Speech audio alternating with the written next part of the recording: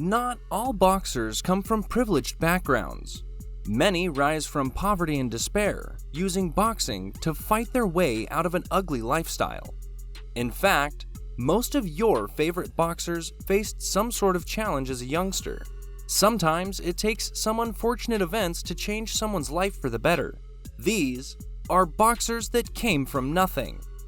Joe Frazier is considered one of the greatest heavyweights of all time. He is best known for his rivalry with Muhammad Ali and George Foreman, which were the most discussed and written about fights of all time. But his path to greatness was not easy. Nothing was given to Joe Frazier, as he was the youngest of 12 children, with his family working as sharecroppers in South Carolina, USA. By the age of 15, Frazier quit school and tried to find himself a job. As employment was hard to come by, he started stealing cars and selling them to junkyards. Frazier found work at a slaughterhouse only after moving to Philadelphia in 1958. His boxing life began there, when he routinely punched sides of beef stored in a refrigerated room. So that's where that monstrous left hook comes from. Frazier compiled a fantastic record, winning 32 fights as a professional. Joe was inducted into the International Boxing Hall of Fame in 1990, and deservedly so.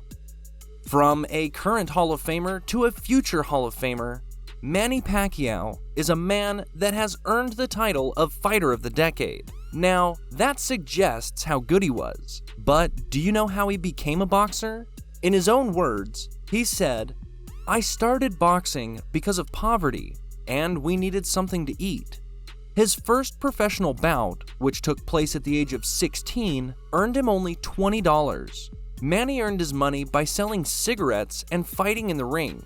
When he was a teenager, Pacquiao got on a 3-hour boat ride to Manila, the capital of the Philippines, from his Filipino hometown of Kibawe to learn how to box.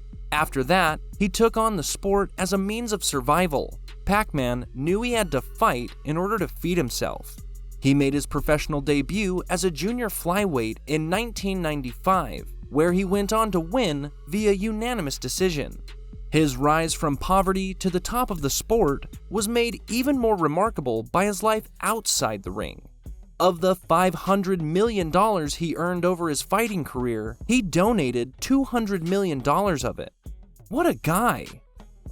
One of the biggest knockout artists in the heavyweight history is the Bronze Bomber, Deontay Wilder. Deontay began boxing just to see a way out of poverty and pay the bills for his daughter's medical illness. In 2005, Wilder and his ex-wife gave birth to Nia Wilder. She was born with a spinal disorder, with doctors predicting that she would have to use a wheelchair for the entirety of her life. It all started from a love of a father trying to support his ill child, I only got into boxing because of my daughter that was born with spinal bifida. She came from a lone place. She came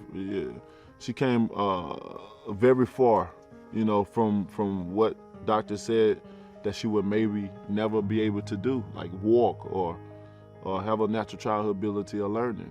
But she's amazing. Oh man, I'm so proud of my daughter. Wilder's desperate hunt for money brought him into the boxing community. Growing up, Wilder and his 3 younger siblings lived in a 3-bedroom house, battling poverty and suicidal thoughts on a daily basis. Wilder made his boxing debut at the 2008 Beijing Olympics, where he won the bronze medal, creating the nickname Bronze Bomber. Deontay made his professional debut in November of 2008 at the age of 23 and quickly established himself as one of the best and most exciting American heavyweights of his generation. Deontay, you did very well to get to this point, man. We want to know who your favorite boxer of all time is. Let us know in the comments section down below. And hey, before you do that, make sure you go and smash that subscribe button and drop a like on the video. We would really appreciate it. Okay, we all know who Mike Tyson is. If you don't, where have you been your whole life? He is undoubtedly one of the best heavyweight boxers of all time. Some of you may not know that he had one of the most difficult childhoods imaginable. See, Mike was born in the poverty-stricken area of Brooklyn, USA, to a very poor family.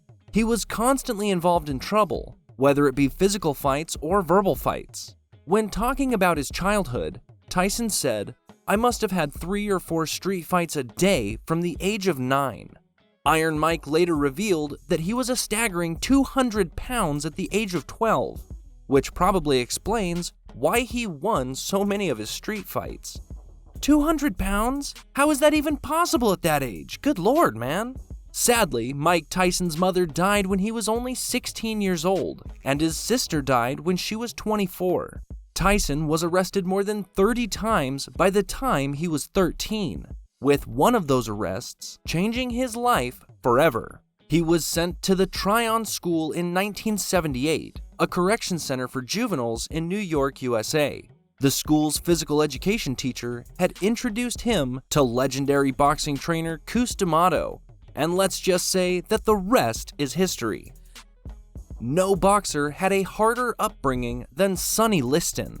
The legend became world heavyweight champion in 1962 when he knocked out Floyd Patterson in the first round. He began his life on a miserable sharecropper's farm in Arkansas, USA. "We grew up with few clothes, no shoes, and little to eat," Liston said. You may have noticed that he said "we," and that will be because he had 24 siblings. Whoa! Sonny was convicted of robbery and sentenced to 5 years in the Missouri State Penitentiary, where he finally discovered something he was good at: boxing. It's crazy to think that you can go from prison to winning 54 professional boxing fights. You will forever be an icon, Sonny. The great Cassius Clay, otherwise known as Muhammad Ali, grew up in a middle-class household in an area that was separated by race. During these challenging times, Cassius experienced a disgusting amount of discrimination throughout his childhood. See, you're not going to quite believe how his boxing career began. Well, it all started when some punk stole Muhammad's brand new bike. A Louisville police officer overheard the 12-year-old Cassius saying he's going to whoop the punk who stole his bike, to which the cop advised, "If you're going to whoop anyone, you'd better learn how to fight first."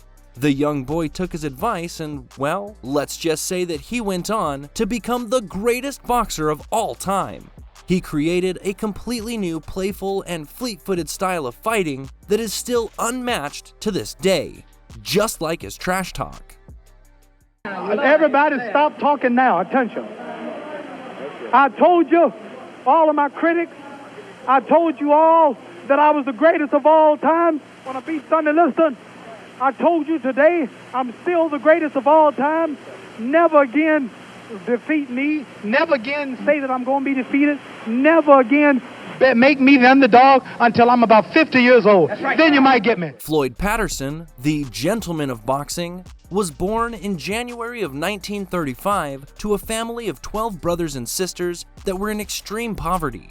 Desperate times called for desperate measures, so he had to steal in order to give his mother food to eat. His actions sadly got him sent to a youth detention center, where he learned how to box. These detention centers were no joke. They were designed for emotionally disturbed children.